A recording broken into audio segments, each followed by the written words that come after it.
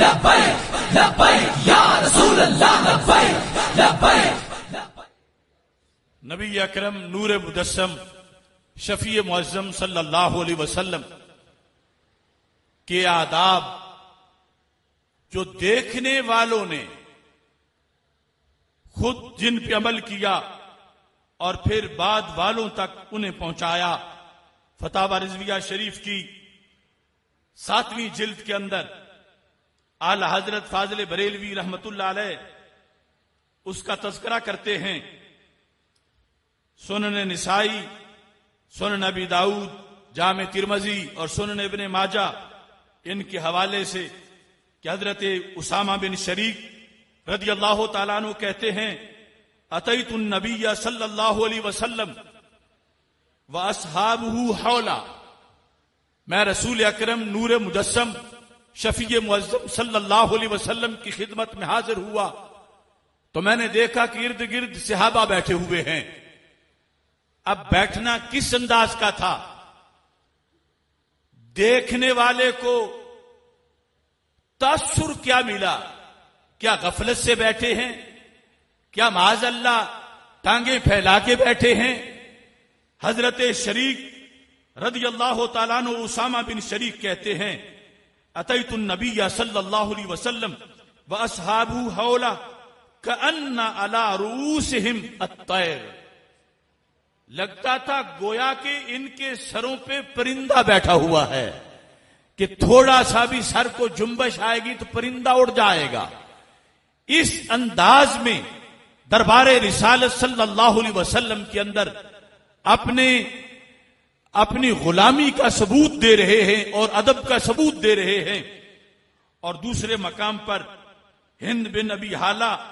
رسول اکرم صلی اللہ علیہ وسلم کے اوصاف کو بیان کرتے ہوئے انہوں نے ذکر کیا اذا تکلم اترک جلساؤہ کأن علی رؤوسہم الطیر، کہتے ہیں کہ جو رسول اکرم صلی اللہ علیہ وسلم کے جلساء تھے، پاس بیٹھنے والے، وہ سر کو جھکا کے بیٹھتے تھے گویا کہ ان کے سروں پہ پرندہ بیٹھا ہوا ہے. یہ بات بار بار اعلی حضرت فاضل بریلوی رحمت اللہ علیہ نے فتاوی رضویہ شریف میں لکھی اور سیرت نگاروں میں شفا شریف یا مواہب کے اندر اس کو بار بار لکھا کہ رسول اکرم نور مجسم شفیع معظم صلی اللہ علیہ وسلم کا جو حلیہ مبارک ہے، حلیہ مبارک کو روایت کرنے والے جو صحابہ ہیں وہ بڑی عمر کے صحابہ نہیں، سارے چھوٹی عمر کے صحابہ ہیں. یعنی بڑی عمر کے صحابہ ان پر جلال غالب تھا، رسول اللہ صلی اللہ علیہ وسلم کی طرف مسلسل آنکھ کھول کے دیکھ ہی نہیں سکتے تھے، اور جو چھوٹی عمر کے تھے ان کو چھوٹا پن فائدہ دے گیا. ابھی چونکہ عمر چھوٹی تھی، ابھی وہ جو بڑی عمر میں ساری چیزیں پیش نظر رکھی جاتی ہیں وہ عمر نہیں تھی، تو جتنی چھوٹی عمر والے تھے انہوں نے آگے پھر جو سیرت کی کتابوں میں حوالے ملتے ہیں رسول اکرم نور مجسم شفیع معظم صلی اللہ علیہ وسلم کے حلیہ مبارک کے حسن و جمال کے، یہ سارے انہوں نے روایت کیے. اس لیے کہ جو بڑے حضرات تھے وہ دیکھنے کے انداز میں بھی ہر لمحہ یہ احتیاط کرتے تھے کہ کہیں گاہ کے نور میں بھی کوئی تیزی نہ ہو کہ جس کی وجہ سے کہیں معاذ اللہ بے ادبی نہ ہو جائے. وہ ہمتن رسول اکرم صلی اللہ علیہ وسلم کے ادب اور ادب ہی ادب کی تلقین کرنے والے تھے. یہ ظاہری حیات لا ترفعوا اصواتکم فوق صوت النبی، لیکن جس وقت نبی اکرم نور مجسم شفیع معظم صلی اللہ علیہ وسلم کا وصال مبارک ہو گیا، اس وصال مبارک کے بعد بھی ادب کے تقاضے چشم فلک نے ساری بارگاہوں سے جو دنیا کی ہیں بالکل منفرد دیکھے. اور اس میں بھی اعلی حضرت فاضل بریلوی رحمت اللہ علیہ نے بخاری شریف سے اس حدیث کو ذکر کیا کہ جس وقت حضرت سیدنا عمر رضی اللہ تعالی عنہ مسجد نبوی شریف میں آئے رسول اکرم صلی اللہ علیہ وسلم کے وصال کے بعد یہ حدیث نمبر 470 ہے، جس کو فاضل بریلوی رحمت اللہ علیہ نے فتاوی رضویہ شریف کے اندر ذکر کیا، اور اس کے الفاظ دیکھیے۔ حضرت عمر رضی اللہ تعالی عنہ صاحب بن یزید کہتے ہیں کنتو قائما فی المسجد، میں مسجد میں کھڑا تھا، مسجد سے مراد ہے مسجد نبوی شریف۔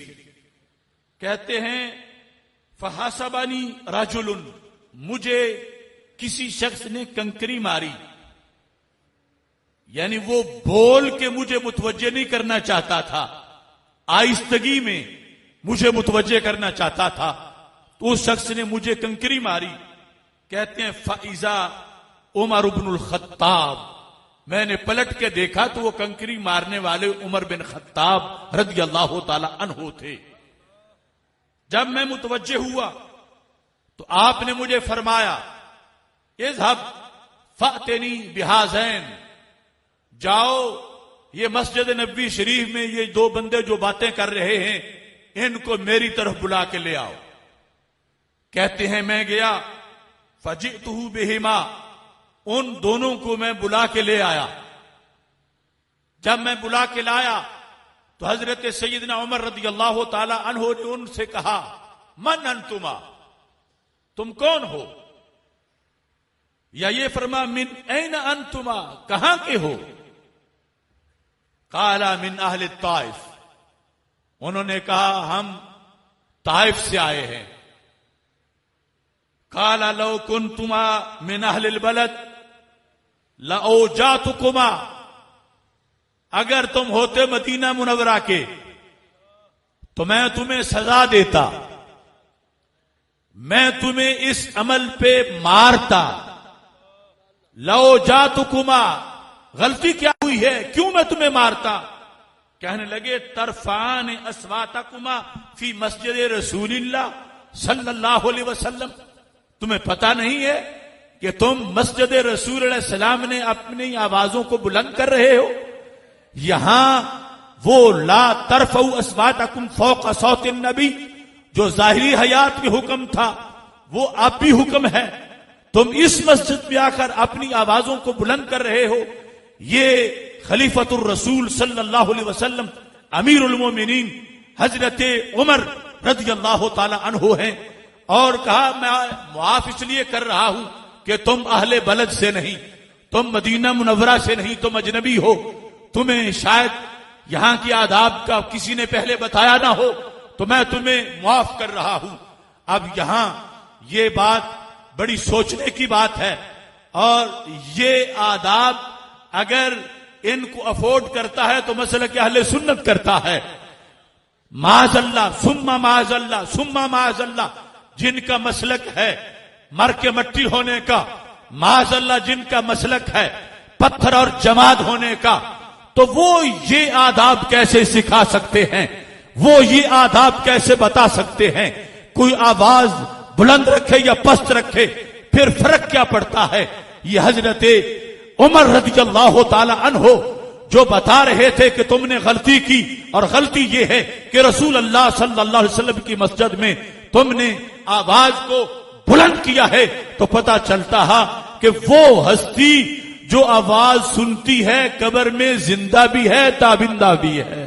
یا رسول اللہ لبیک لبیک لبیک، یا رسول اللہ لبیک لبیک لبیک، یا رسول اللہ لبیک لبیک لبیک، یا رسول اللہ لبیک لبیک لبیک، یا رسول اللہ لبیک لبیک لبیک، یا رسول اللہ لبیک لبیک لبیک، یا رسول اللہ لبیک لبیک لبیک، یا رسول اللہ لبیک لبیک لبیک، یا رسول اللہ لبیک لبیک لبیک، یا رسول اللہ لبیک لبیک لبیک، یا رسول اللہ لبیک لبیک لبیک، یا رسول اللہ لبیک لبیک لبیک، یا رسول اللہ لبیک لبیک لبیک، یا رسول اللہ لبیک لبیک لبیک، یا رسول اللہ لبیک لبیک۔ بعد از وصال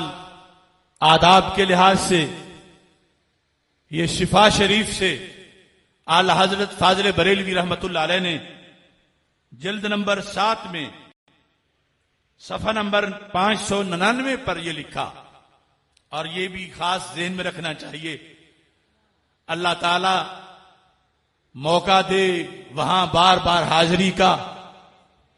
اعلی حضرت فاضل بریلوی کہتے ہیں شفا شریف سے حوالہ دیتے ہوئے، واجب علی کل مومن، وہاں بھی اور یہاں بھی فرما واجب ہے ہر مومن پر، متا ذکرہ صلی اللہ علیہ وسلم اور ذکر عندہ، کہ بندہ خود اللہ کے رسول علیہ السلام کا ذکر کرے، یعنی سرکار کا نام لے، یا اس کے پاس کوئی دوسرا بندہ رسول پاک صلی اللہ علیہ وسلم کا تذکرہ کرے تو واجب ہے۔ کیا واجب